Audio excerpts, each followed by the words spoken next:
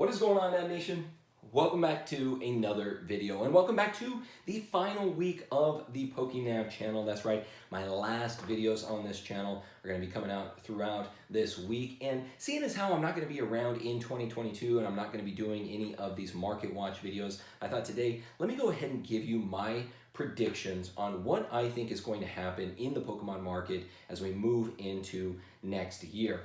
Now, all of this, Pokemon doesn't just exist in a vacuum, and if you guys have been watching this channel for any amount of time, you know that I always like to preface things with the larger macro economy because Pokemon is a part of that, and Pokemon in all reality is kind of a luxury good. So in a lot of ways, it is very susceptible to changes in the economy. And as I look forward to 2022, I don't really see that bright of a picture. Now, I don't think that we're headed for a crash or anything like that, any of that doomsday type of talk, but I think that 2022 is going to be pretty rough.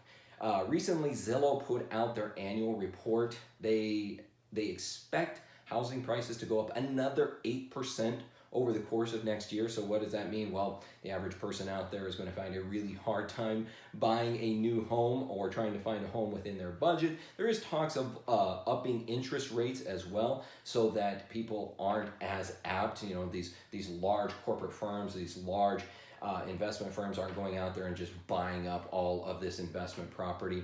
So there is that aspect as well to try to slow down some of that buying, that spending on homes. But for the average person, the average first-time home buyer, it's going to be really, really tough again next year to try to buy a home. Well, guess what? On top of that, when housing prices go up, guess what goes up as well? The rents, baby. So it's going to be really tough to try to find a rental property as well. Really good news for me, but not very good news for most people out there. On top of that, well, guess what? Your grocery stores, those prices keep going up. The prices pretty much on everything just continue to become more and more inflated. Now, why do I say this? Well, guess what? When the economy as a whole is really declining and not in a good state, we don't have what we had back in 2020. We don't have all this stimulus being injected into the economy, basically creating almost this imaginary sense of well-being, right? Like in 2008, 2009, we had this recession and there wasn't a ton of stimulus being pumped into the economy. There wasn't money being given to people, checks being sent out. And now we've ended that. And we're starting to see some of the repercussions of that, and the economy as a whole is still declining into a state of almost hyperinflation. So I say that as a backdrop to a lot of the things that I'm going to talk about here today and really use that as a preface because, as I said, guys, nothing in Pokemon exists in a vacuum. It's all a part of that larger macro economy, and I think 2022 is still going to be a pretty tough year for most people out there. So let's go ahead and jump into my predictions here. I'm not going to take a ton of your time here today. We'll go ahead and start with this one, and these are in no particular order and order of importance. These are just things that I think are probably going to happen as we move into next year. First one here, I think this one has become fairly apparent to most people, is that there's been a declining interest in Pokemon. You can't really argue that, but I think it's really going to become apparent next year. Logan Paul just had his box break, and a lot of people were speculating that that box break was going to have a similar impact on the Pokemon market that the first one did or the second one did, and we really haven't seen anything. It really hasn't impacted it at all. Now, maybe he did it over Christmas and people weren't paying attention, people weren't watching, but all of that, the catalyst that we've talked about that would really send the Pokemon market to a level like what we saw in 2020, it's going to take more than that. It's going to take more than Logan Paul at this point because he's already introduced all of his followers into Pokemon. They've already come in and they've already left. So something like that really isn't going to pull it, back up to the heights that it was last year. So it's really going to take something really big, I think, to push it to that point. And ultimately, we've just seen more and more of a declining interest in the hobby. We see it as resellers. I'm sure if you're an LGS owner out there or a reseller, you've seen this as well. There's just not as much interest in Pokemon right now. I think that a lot of people have either gotten burned over the last 18 months and got burned financially or just flat out burned out from the hobby and are just kind of exiting. I think that for a lot of you out there, that maybe were around back in 2017, 2018, this will be very reminiscent to you. I think this period of time will be very reminiscent of that period where we had a lot of fervor from 2016 into 2017, and then as we got into 2018, that really dropped off a cliff. And I see similar things going on right now that would indicate we're probably headed for a similar period of time as we move into 2022.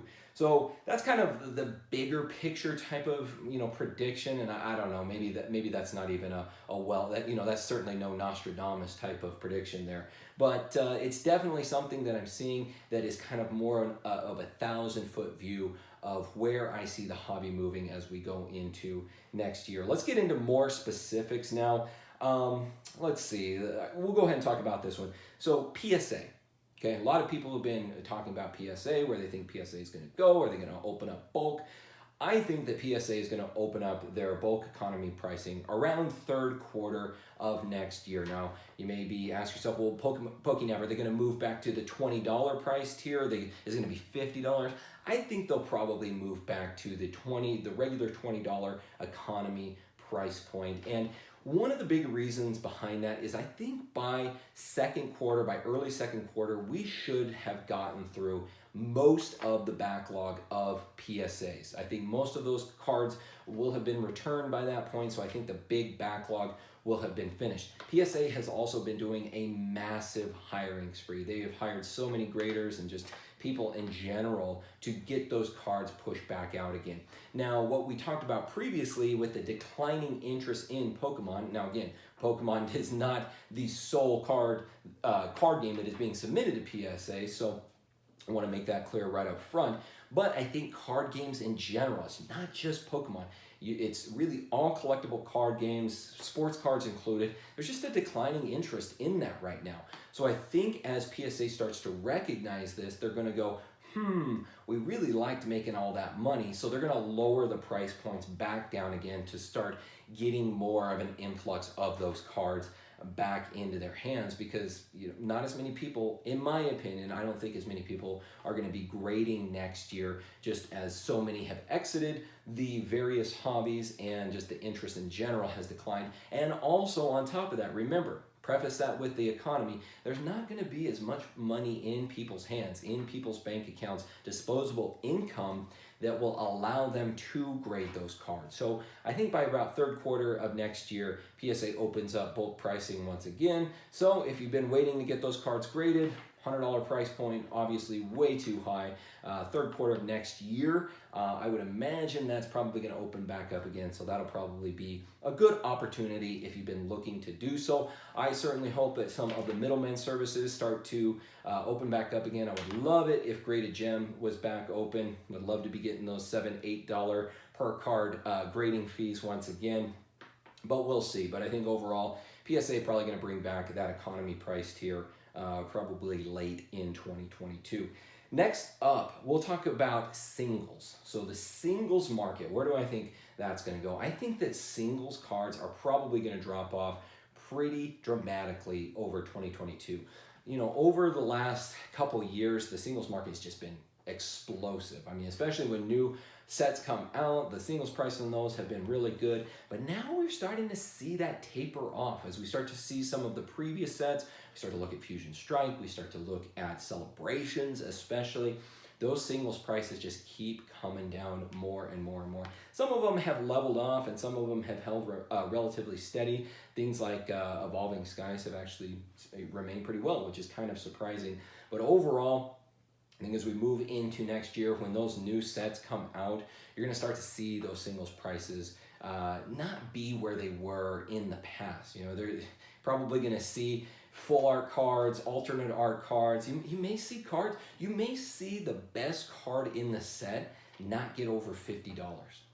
Could very well be the case. It's what we saw back in 2018, in 2019 even. So I think that we could be moving into something similar here. And a lot of that, again, is due to, one, the declining interest, but also just the price hits that are going to be impacted on sealed products. So I guess that'll be the next thing that I'll get into here, is that I think next year, if you're looking to get into a safe investment, if you are looking to take a conservative approach and you're looking to go about Pokemon and Pokemon investing in a very conservative manner, sealed modern products are going to be your best bet. And here's why.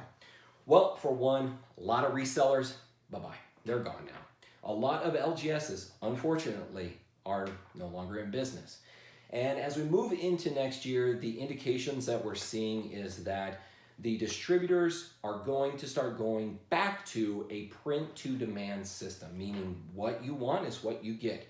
However, compared to the past, when you got all of that upon release, it looks like we're still going to have the wave system.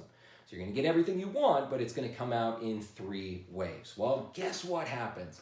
Upon release, hey, prices probably be pretty good, booster boxes, ETBs, things like that, probably be pretty decent upon release. 2 months later, 3 months later, when those next waves are coming out though, it's just going to tank. Now, what does that mean for you as a potential investor out there? That means you're probably going to be able to pick up products as cheap as they've ever been since the boom of 2020. That means probably picking up booster boxes for low 100s, probably 119, under $110 a booster box. That probably means picking up ETBs for $40. The regular ETBs, probably under $39.99 in Walmart's, Targets, places like that. So that's a great opportunity, and these are probably going to be some of the lowest price points that we've seen since, I said, the boom of 2020. So just buy those guys, buy a case, buy 2 cases,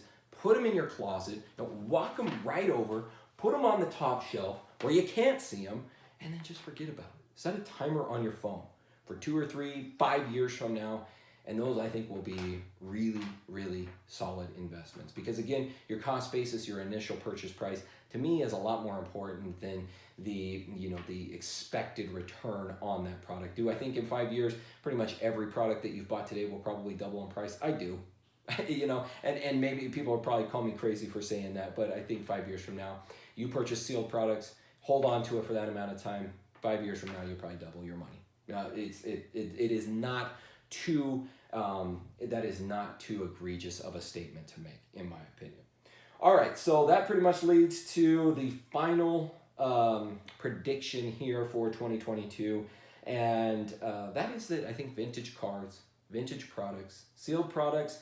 Let's talk about graded cards first. I think vintage graded cards are going to remain relatively stable. Why is that? Well, guess what? The purchase price is a lot higher. You're not going to see as much fluctuation with those higher tier cards, especially when you get back to like first editions and first edition PSA 10s, PSA 9s, things like that. I don't think you're going to see much of a fluctuation with those type of cards throughout next year. I think they'll remain relatively stable. As you go down that hierarchy, you start getting into unlimiteds, and especially as you start moving into more modern type of cards, those I think will fluctuate more than anything. And as you go down the condition scale, so you get into PSA 8, 7, 6s, start going down that scale there, then you're going to start seeing even more fluctuations in those arenas. But I think, older, rare, mint or better, those type of graded cards, not going to see a ton of fluctuation throughout 2022. I think those will remain